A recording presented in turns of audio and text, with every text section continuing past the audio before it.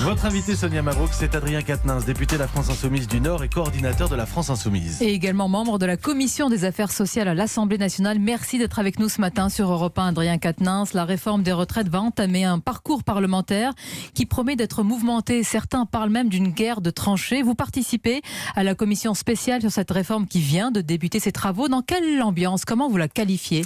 Bonjour, l'ambiance, je la qualifierais de déconnectée de celle qui règne dans le pays. C'est-à-dire on a cette ambiance assez feutrée de l'Assemblée nationale où finalement tout ronronne, alors que le pays est en ébullition depuis plus de 50 jours, ce qu'on fait quand même, et sans exagération de ma part, un mouvement historique, le plus ample de toute l'histoire de la Ve République. Donc vous voyez, moi je suis assez content comme parlementaire de l'opposition d'avoir un pied dans l'institution, mais aussi un pied à l'extérieur, dans les luttes sociales avec celles et ceux qui se mobilisent depuis plus de 50 jours pour l'intérêt général, il faut bien le dire.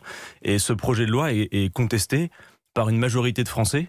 Et en plus, il ne correspond absolument pas aux engagements présidentiels, contrairement à ce qui a été dit. Souvenez-vous que dans le programme d'Emmanuel Macron, s'agissant des retraites, c'était écrit clairement « Nous ne toucherons ni à l'âge de départ, ni au niveau des pensions ». Certes, tout le monde a bien compris que les Français auraient toujours le droit de partir à 62 ans.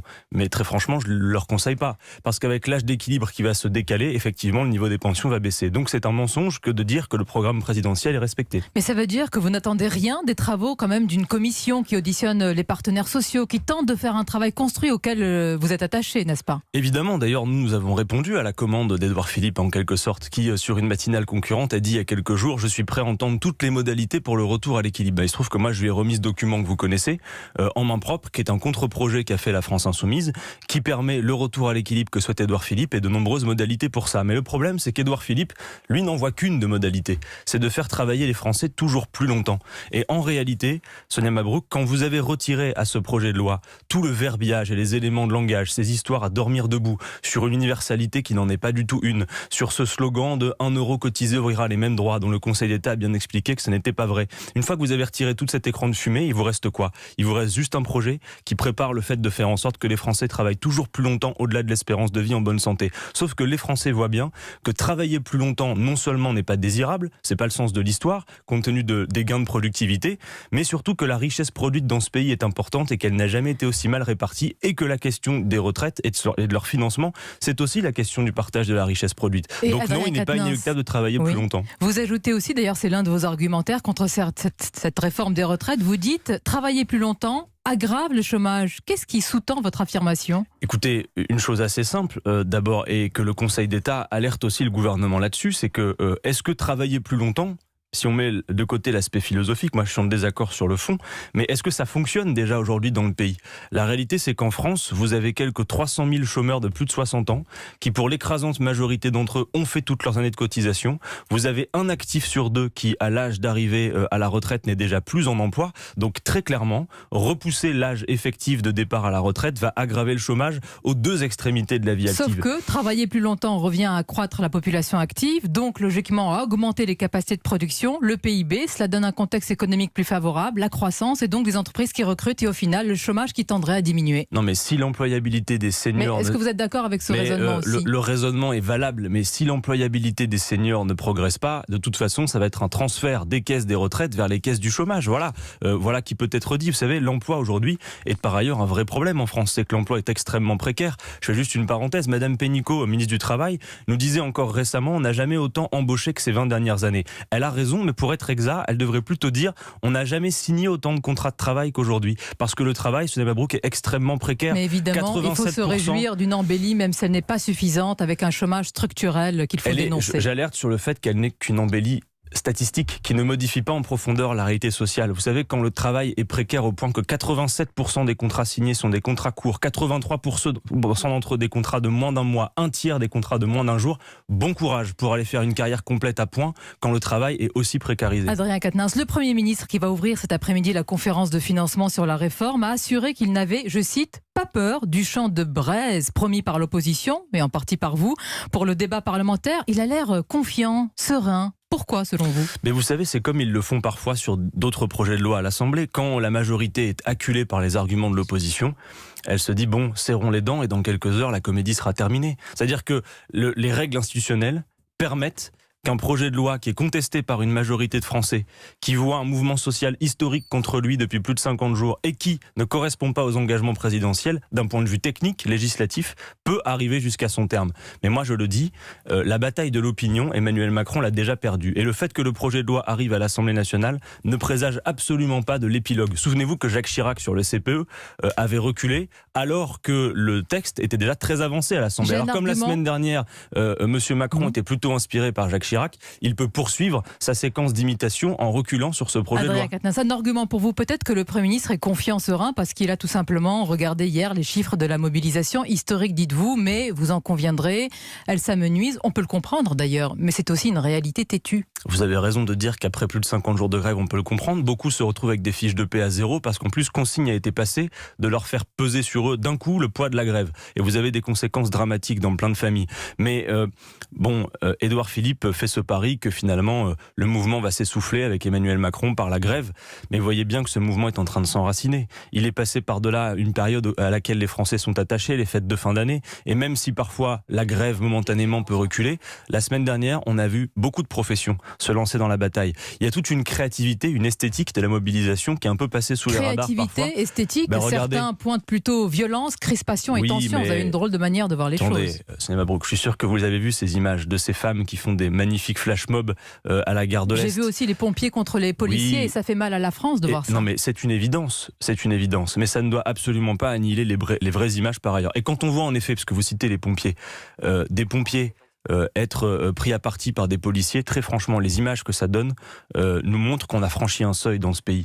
Et moi, je le dis, il ne faut pas peut-être souffler sur les braises de ce climat social incandescent. Moi, je ne souffle pas sur les braises. J'ai toutes les solutions pour faire en sorte justement que le climat s'apaise. Et je dis à Emmanuel Macron, il faut arrêter le jusqu'au-boutisme. Pendant 2 ans et demi, les Français ont avalé beaucoup de chapeaux. C'est votre tour d'avaler le vôtre. Non, il n'y a pas la place en France pour un système à points qui va quelque part être une étape intermédiaire vers la capitalisation que vous encouragez. Supportez que le modèle social français, qui est assez iconoclaste et inédit, et d'ailleurs observé, admiré à l'étranger, eh bien, ne veut pas d'une voie ouverte vers la capitalisation et vers les fonds de pension. Adrien Quatennens, à la question: qui ferait un meilleur président qu'Emmanuel Macron? Un sondage, Le Point Ipsos, révèle que Nicolas Sarkozy arrive en tête, devant Marine Le Pen, et en 5e position, on retrouve Jean-Luc Mélenchon. Comment vous expliquez, avec tout ce que vous venez de dire depuis le début de cette interview, tout ce que vous venez de dénoncer, qu'il n'y a pas de désir d'avenir avec Jean-Luc Mélenchon pour les Français?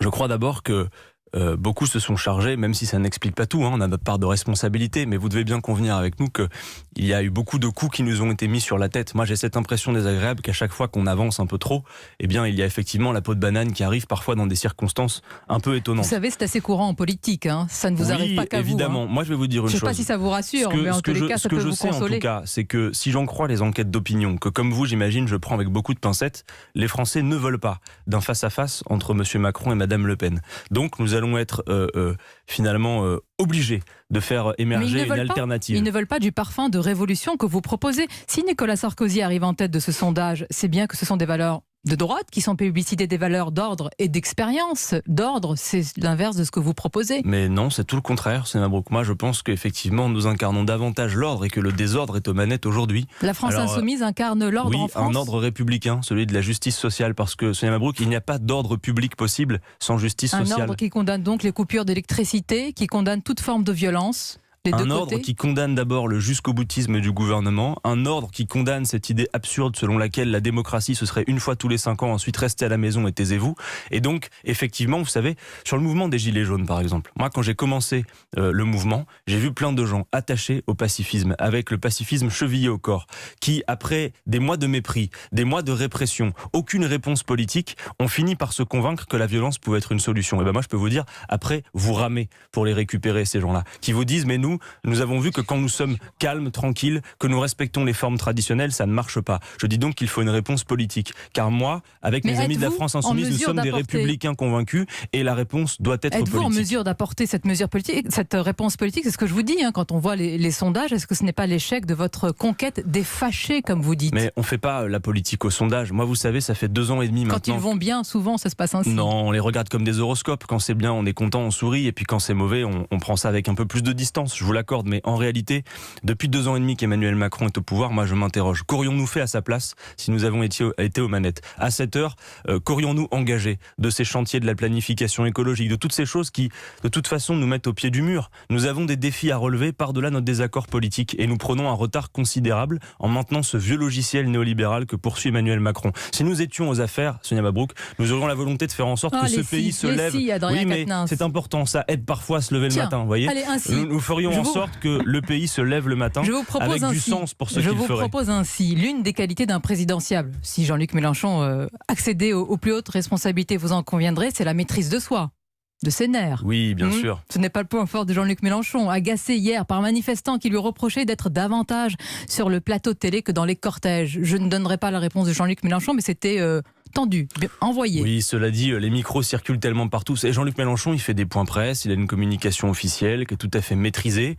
Bon, vous-même, j'imagine que parfois en privé, ça peut vous arriver. Mais je n'aspire pas à être au plus haut de responsabilité. Non, mais ce cas difficilement supportable. Bon, d'abord, tout le monde pourra juger de l'implication de Jean-Luc Mélenchon dans le mouvement social. Je crois que la personne qui s'est laissée aller à ces quelques commentaires était assez mal inspirée, mais je peux comprendre qu'on soit exaspéré après 50 jours de grève et qu'on en ait marre et que tout le monde puisse être porté comme étant responsable. Mais je comprends aussi que parfois, comme dirigeant politique, quand on use toute sa vie à la bataille, il y a des commentaires qu'on supporte moins. Donc des circonstances atténuantes, vous les présenterez aussi quand un autre dirigeant fera les mêmes sorties, j'imagine. Bon, écoutez, c'est déjà arrivé.